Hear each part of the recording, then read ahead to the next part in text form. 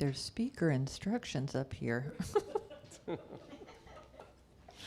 First thing is to make sure that you people online have an awesome experience, so I need to make sure that you can hear me.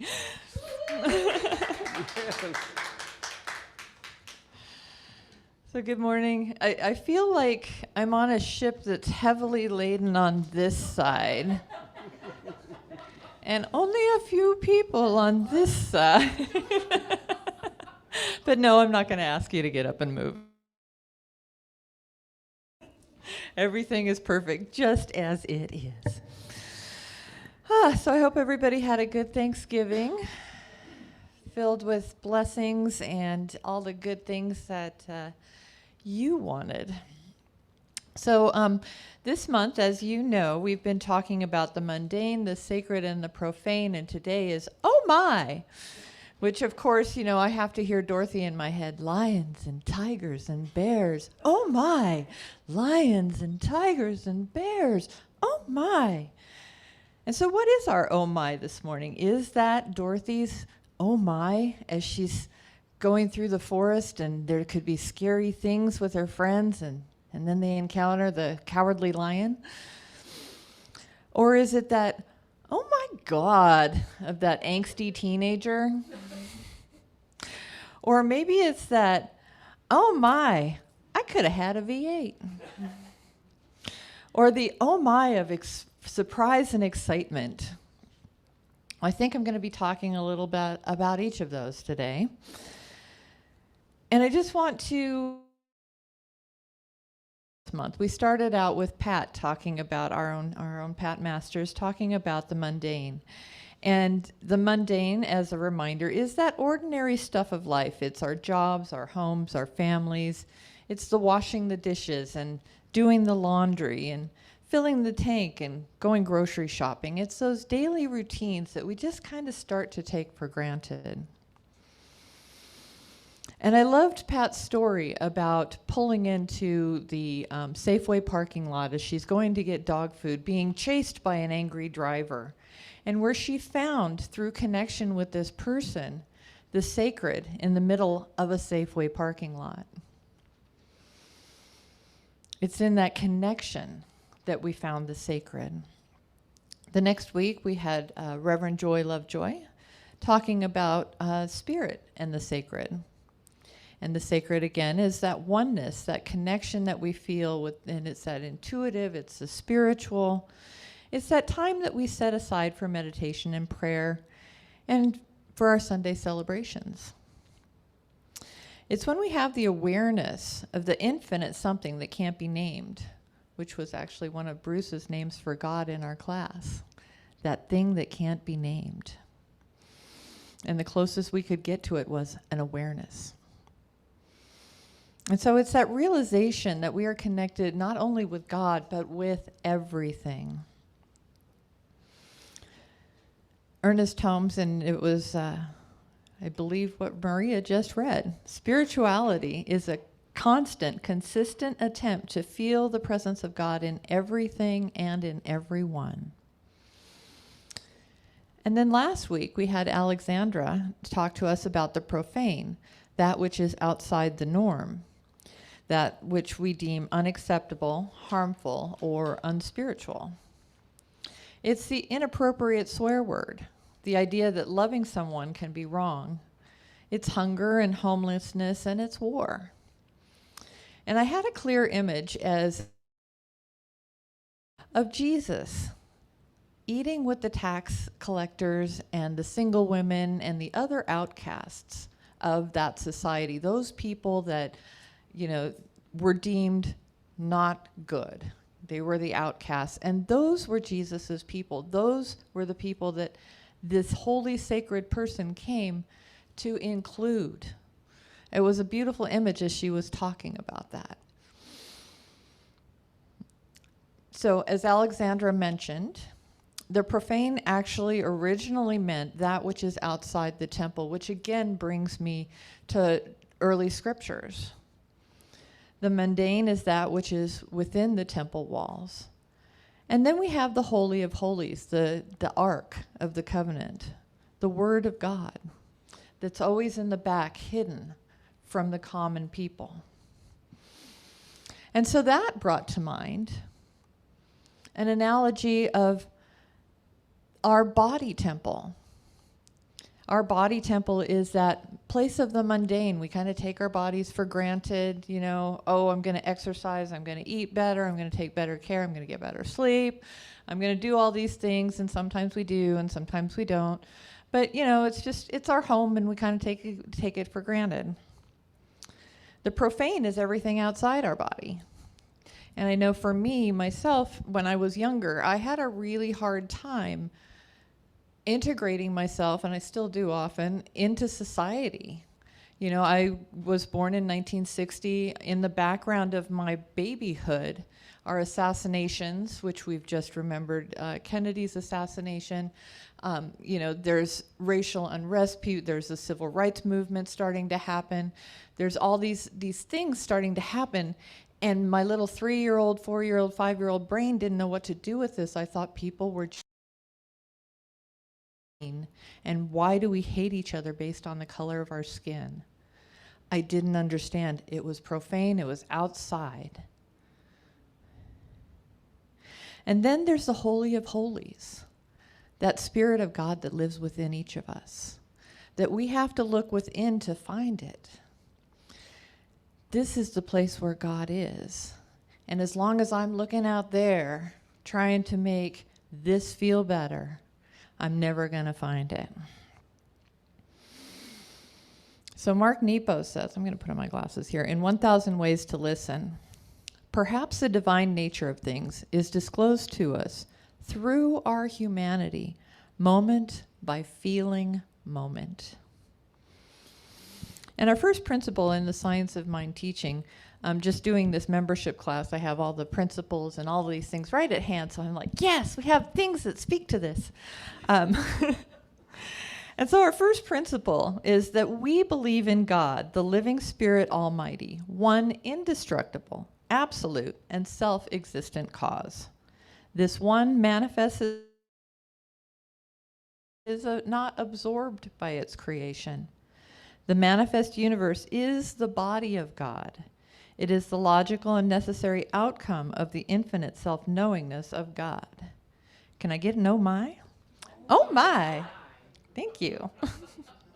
There's a few of those in here. And feel free, if you have an oh my, come rise up. Go ahead and shout it out. We're a small, intimate group, and you online too. We believe that there is only one thing going on here, and so all of life is sacred if we choose to see it. In the Science of Mind magazine, Petra Wells writes, every time you perceive the sacred in the mundane and the profane, you are living in a world of oneness and bringing wholeness to the forefront. And as a sociology major, we talk about this a lot. But what is sacred and profane has changed over the centuries. Sacrifice was once an acceptable and sacred act, both of animals and people. And that kind of culminates with the crucifixion of Jesus, who is a human sacrifice. And it is still considered a sacred and holy event in Christianity. And yet, sacrifice in and of itself is a profane act today, right? Can you give me an oh my? That's kind of one of those oh my's. And within my own lifetime, like I said, I was born in 1960, I have seen complex relationships, interracial couples, transgender people owning and living their true identity. Recognizing that love is love has helped us to shift what was once considered profane into something that can be considered sacred and holy. And we still have a long way to go. Norms around discrimination are continuing to shift. We celebrated Thanksgiving, which really at the heart of it is a thank you to the indigenous people that saved our white butts. Right, all the white settlers that your first European immigrants would have died without the indigenous people's help. And yet once they got settled, we proceeded to slaughter, take their lands, take their culture, and call them savages and move them from this holy place of sharing and thanksgiving and welcoming to a place of profane ostracization. I can't even say that word this morning. Sorry, it's not on my paper either. So, but we've put them aside. Women have long been considered property, and the idea of a woman having her own identity, careers, choices, autonomy is considered profane, and sadly there's some parts of our society right now going backwards. People of color, often in our country we have used them more as beasts of burden than honoring the humanity within them. If they have a different skin color, if it's darker than the prevailing color, I'm sitting here talking to a room full of us. But we have shunned them, not allowed people in to share the wealth and resources. We keep them separate, just based on the color of their skin. And I find that really disturbing. That's a big, oh my. So as a society, we're still working to see the mundane within the profane. So we're trying to really normalize that which was once considered taboo. And again, these taboo things are things that society, people have made up. People have decided at some point that this is not good and this is good, and it's not only not good, it's just wrong and bad, and then they start tacking God onto it. Did God say a person can't love another person? In fact, that's the exact opposite message of what Jesus taught. And we're working on bringing the sacred into the mundane, recognizing that in our everyday lives, there is the sacred and the holy. And I'm reminded of that Zen saying, before enlightenment, chop wood and carry water. After enlightenment, chop wood and carry water. We're doing the same activities. We're washing dishes, we're folding our laundry. But if we're doing it with a mindfulness, even these activities can be a meditation. It can become sacred.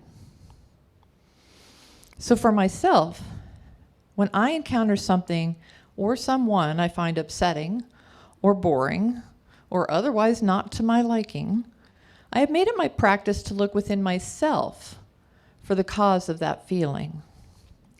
And yes, this can be difficult, and our second principle helps me with this. We believe in the incarnation of the Spirit in us, and that all people are incarnations of the one Spirit. And so in politics, when I'm looking at politicians that are self-serving rather than being of service to the public that have elected them, in conflicts, in the Middle East, Ukraine, and wherever people have a hard time with the idea of just live and let live. Or when natural disasters or the worldwide pandemic struck, when we have a hard time seeing God in the destruction, I actively remind myself that Spirit is in the all of it. God is either everything or God is nothing. And so God is in the ugly parts of life as well as the good. Another one of our, that we believe that heaven is within us and that we experience it to the degree that we become conscious of it. So when people, and that includes myself, behave badly, either personally or on the world stage, I recognize that Spirit is expressing as that person. They are just not conscious of it. And so they behave on a human level rather than thinking of themselves on a divine level.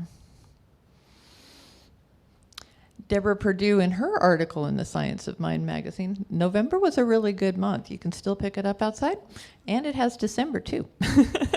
So you're not too late. She quotes retired American Episcopal bishop and academic Stephen Charleston, who says, "Strive to be aware of the holy in the most mundane of things, and you will see it open up before you. The everyday is the abode of the eternal. And so we're looking for that God spark, that divine in everything that we see and do. And for me, acceptance helps a lot. The acknowledgement that what is happening at this moment is what's happening in this moment. I don't have to like it to accept it. I just recognize that it is what it is. I also remember that everything changes. This is not a permanent condition. And it's from this place that I can do something to contribute to the change that I would like to see happen. And I'm reminded of the story of the two wolves. Which one will grow? Or the white wolf of hope and optimism? And it's the one that I feed. Am I feeding the black wolf of despair, or am I feeding the white wolf of hope and optimism? Am I buying into what's wrong, or am I being open to being part of the solution? And when I get to acceptance, my next step has become gratitude. Even if I don't like what's going on, I become grateful. And I'd like to share, again, from the Thanksgiving, the Thanksgiving daily meditation thing in the magazine. And I'm going to share this story, so if you've read it, you know it, and if you haven't, you get to hear it this morning. So it's about Zen master Sono, who embraced the spiritual practice of endless thanksgiving. And people came to see Sono from far and near to hear her wisdom, even though it was exactly the same advice every time. Were about illness, suffering, or heartbreak, it didn't matter. Each time a person presented their difficulty, she would offer this powerful practice. Every morning, every evening, and whenever something happens to you, simply say, "Thank you for everything. I have no complaint whatsoever." In the Zen story, Sono gives this advice to a man who goes back home and adopts the practice for a year. A year later, he comes back and says, "I've done as you asked, and a year later, I'm still just as miserable as I was before." Sono looked into his eyes, took a deep breath, and said, "Thank you for everything. I have no complaint whatsoever." And it was in that instant the man understood the lesson and returned home filled with happiness. And so today, I am grateful for who I am today. And I'm grateful for all the events that brought me to who and where I am now. I am a grateful person in recovery. And all those wasted, literally, years, all the wrong, profane choices I made, all of that has contributed to who I am today. And this gives me a unique perspective who have chosen the rocky path in life. And I have this image of me walking through the valley of the shadow. And let me regather my thoughts here. I have it one way in my head and another way here. So I'm walking, exactly, thank you. So I'm walking the path, right? And all I can see is what's right in front of me. I can see the rocks, the trees, the path ahead of me. If I turn, I see the path behind me. All I can see is this. I know ahead is my destination, but I can't see it. And then I imagine God is up on the mountaintops. And God sees the big picture. Now, of course, God is in me, and God is in the rocks and the trees and the path and the rocky path and the smooth path ahead. And God knows that whichever path I choose, sometimes I choose that rocky path thinking, it's a shortcut. If I go this way, I just scramble up and do this, and it's harder, but it'll get me there faster. Well, I've learned something there. Or I can take the smooth forward path, and I'll get something from that too. Because no matter what path I take, my destination is that wholeness of home. And so I imagine God up on the mountaintops, knowing that whatever I do is sacred. I am walking sacred ground, whatever it is, that experience that I'm having walking through the valley. And so I'm grateful for that. I know that I'm never walking alone, that no matter which path I choose, I am walking home. Thank you for everything. I have no complaints whatsoever.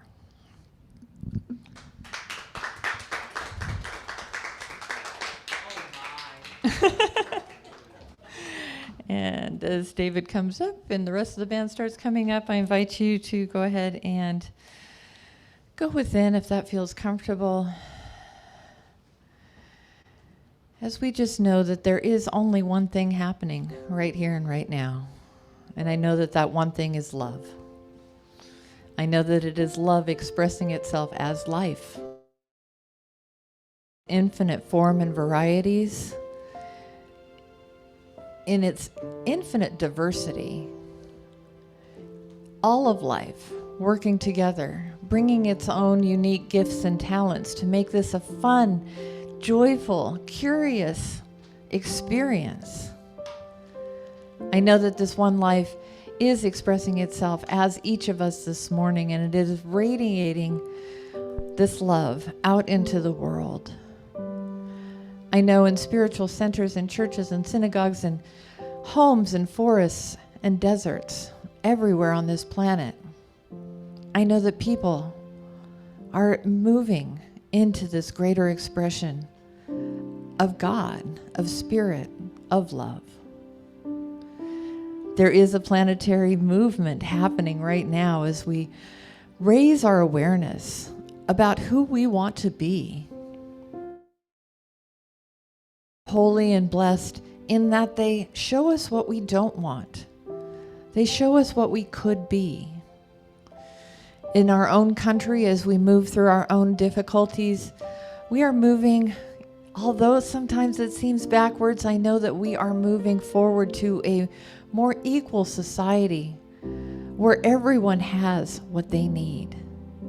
And it's from this bounty that we share with the world, and the world shares with us, knowing that we are all on this one planet, this one rock spinning through space. I'm just so grateful for this unfolding. I'm grateful to be alive at this time with so many changes and so many choices, where we each get to choose how we participate in the up-leveling of this planet, where we truly can create a world that works for everyone. So I'm grateful for this teaching. I'm grateful to see spirit at work. I'm grateful to see love at work. And so I look for it. I choose to see it today. And it's from this gratitude that I know I release this word, knowing that spirit only knows yes. Spirit is only evolving into the next greater. And so I know that we are loved and supported in whatever choices we make, however we choose to experience and express spirit. I know that we are supported and loved. So I release this word knowing it is so. And we anchor it by saying, oh my, so it is.